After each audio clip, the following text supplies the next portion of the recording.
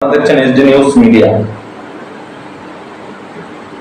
এই মুহূর্তে ত্রিপুরা রাজ্য রাজনীতি কি পজিশনে রয়েছে?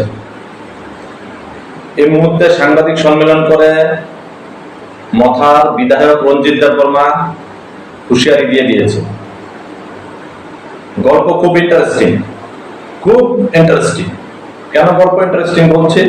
কারণ হচ্ছে এই মুহূর্তে দাঁড়িয়ে মথা বিজেপির সঙ্গে চুক্তি বা সমর্থন ভাঙতে যাচ্ছে। সাংবাদিক সম্মেলন করে মথার বিধায়ক রঞ্জিত দেববর্মা এ কথা জানিয়ে দিয়েছে। গল্পের মধ্যে আরো যে গল্প রয়েছে, অনেক রাজনৈতিক গল্প। মথা এই মুহূর্তে যখন ঘোষণা করে দেওয়া হয়েছে, তাদের দিল্লি একটি আন্দোলন রয়েছে, দিল্লিতে তাদের একটা বৈঠক আছে, উচ্চ পর্যায়ের একটা বৈঠক হবে। সবকিছু নিয়ে প্রদ্যুৎ কিশোর দেববর্মনের সাথে রঞ্জিত দেববর্মার অনেক কথোপকথন হয়েছে এবং বৈঠক হয়েছে। কীর্তি সিং দেববর্মার সঙ্গে সাংসদ, যিনি পূর্ব ত্রিপুরা সাংসদ রয়েছে, ওনার সাথে বৈঠক করেছেন। কীর্তি সিং দেববর্মা নাকি বিজেপি থেকে সমর্থন উঠিয়ে নেওয়ার প্রস্তুতিতে রয়েছে, যে কোনো সময় সরে যেতে পারে কীর্তি সিং দেববর্মা, এই কথাও উনি জানিয়ে দিয়েছেন। বেশ ভালো। তাহলে কি হচ্ছে?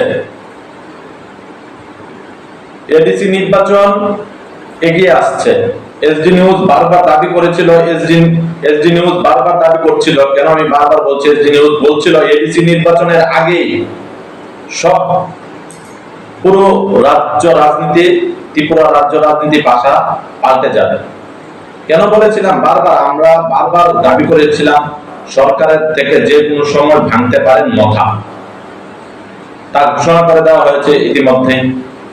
যেটা নিয়ে আবার প্রশ্ন, যে জায়গায় প্রশ্ন, যখন কিছুদিন আগে, আজকে থেকে কিছুদিন আগে দিল্লিতে একটা বৈঠক হয়েছিল প্রদ্যুৎ এবং মহারাজা প্রদ্যুৎ এবং বিধায়ক বীরজি সিনহা, একটা বৈঠক হয়েছিল।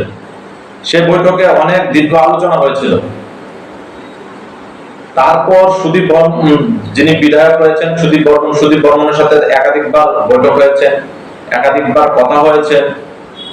এবার কি কংগ্রেস এবং মথা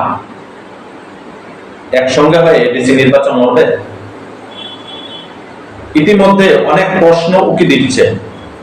সামাজিক মাধ্যমে এরকম কথাও লেখছেন নেতা নেত্রীরা, যেখানে রয়েছেন নেতা নেত্রী রয়েছেন, কংগ্রেসের নেতারা রয়েছেন বা মথার নেতারা রয়েছেন, অনেকে সামাজিক মাধ্যমে এই কথায় ঘোরাঘুরি হচ্ছে।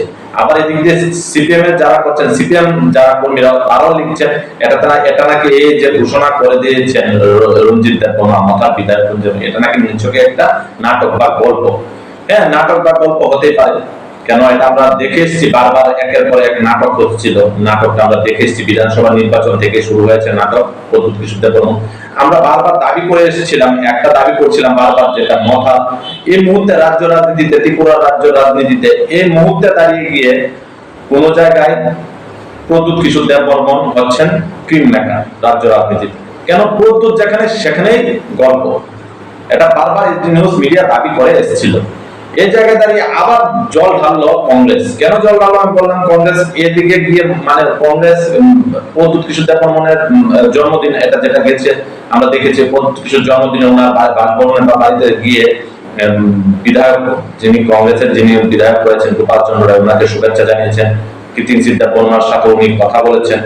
এখানে আরেক গল্প তৈরি হয়ে গেছে, যখন সামাজিক মাধ্যমে ছবি মানে ছড়িয়ে গেছে, তারপরে কিছুক্ষণ পরে রাত পেরোলো, রাত পেরিয়ে সকাল দুপুরের দিকে গল্প রঞ্জিত দেববর্মা, বিধায়ক রঞ্জিত দেববর্মা হুঁশিয়ারি দিয়ে দিয়েছেন, বলে দিয়েছেন কি যে কোনো সময় আমরা সমর্থন উঠিয়ে নিতে পারি। তাহলে এবার কোন পথে হাঁটবেন বিজেপি? রাজ্যে বিজেপির যে সরকার রয়েছে, বিজেপি সরকার কোন পথে হাঁটবে? যেটা নিয়ে রাজ্য বিজেপি সবসময় গর্ব করছিল, মথা তাদের সঙ্গে রয়েছেন, একটা পাওয়ার ছিল বিজেপি, সে জায়গায় দাঁড়িয়ে এখন কোন স্ট্র্যাটেজি বা কোন কৌশল এগোবে রাজ্য বিজেপি? সবটা দেখতে চোখ রাখুন এসডি নিউজ মিডিয়ার পথে। কি বলেছেন রঞ্জিত দেববর্মা, শুনুন। দিকে আমি মহারাজের সঙ্গে কথা বলেছি, আমরা রেডি আছি সরকার থেকে। কারণ কেন আমরা সরকার থেকে নেমে যাব বা আমাদের সমর্থন প্রত্যাহার করব, এটা মোটামুটি আমরা রেডি হয়ে গেছে। এবং আমাদের মাননীয় যে এমপি কীর্তি সিং দেবী, উনিও সমর্থন মানে বিজেপি থেকে রিজেন্ট